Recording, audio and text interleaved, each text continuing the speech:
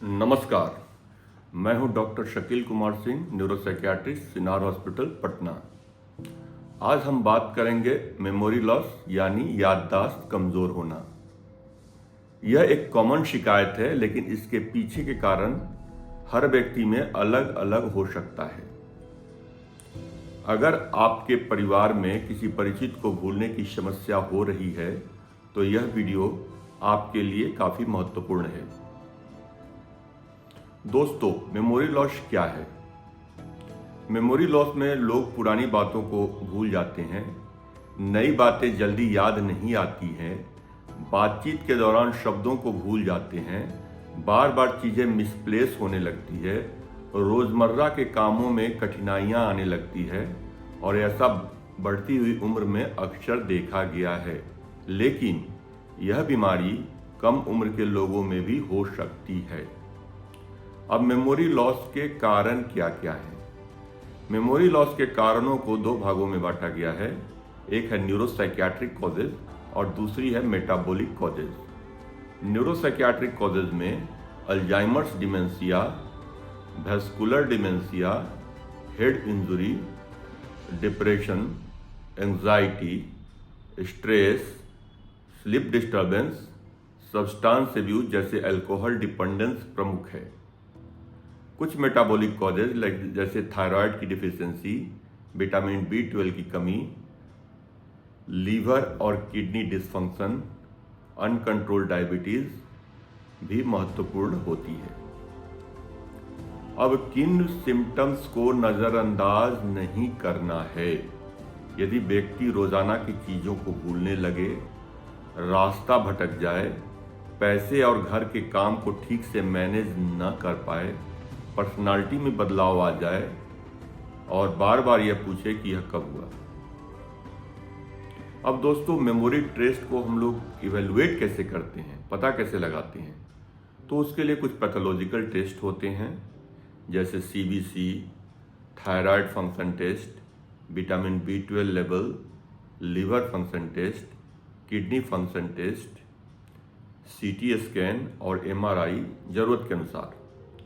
और सबसे महत्वपूर्ण होता है कुछ कॉग्निटिव टेस्ट, जो कि एक न्यूरोसाइकियाट्रिस्ट द्वारा अपने क्लिनिक में की जाती है। इसमें व्यक्ति को attention, concentration, immediate memory, short term memory, long term memory की जांच की जाती है।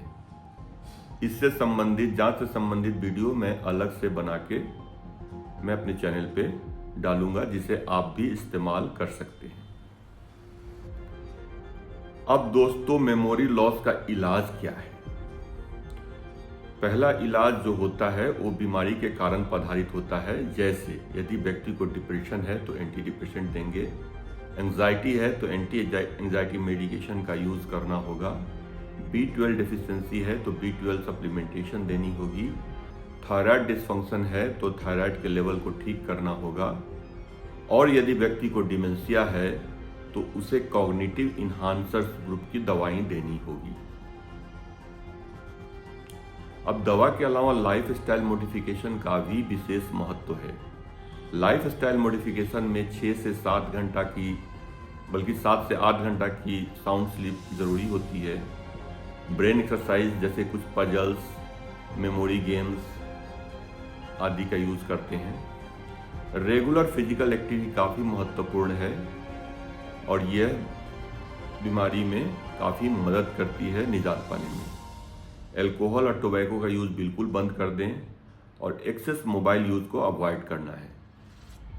कुछ डाइटरी चेंजेस भी ज़रूरी होती हैं, जैसे ओमेगा 3 रिच फूड का लेना, walnut, almond, green leafy vegetables, adequate hydration महत्वपूर्ण होता है। अब कब डॉक्टर से मिलना आवश्यक है? जब भूलने की समस्या लगातार बढ़ रही हो, व्यवहार में बदलाव आ जाए, घर के कामों में, डेली वर्क्स में परेशानी होने लगे और 60 के उम्र के बाद, 60 प्लस के बाद यदि मेमोरी डिक्लाइन नज़र आ रही है, तब आपको डॉक्टर से मिलने की ज़रूरत है।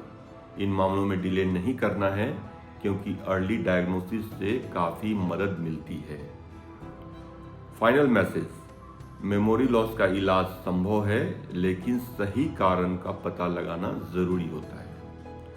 अगर आपको डिटेल्ड इवैल्यूएशन की ज़रूरत महसूस होती है तो आप किसी न्यूरोसाइकियाट्रिस्ट से कांटेक्ट कर सकते हैं या हमारे यहाँ भी कांटेक्ट कर सकते हैं।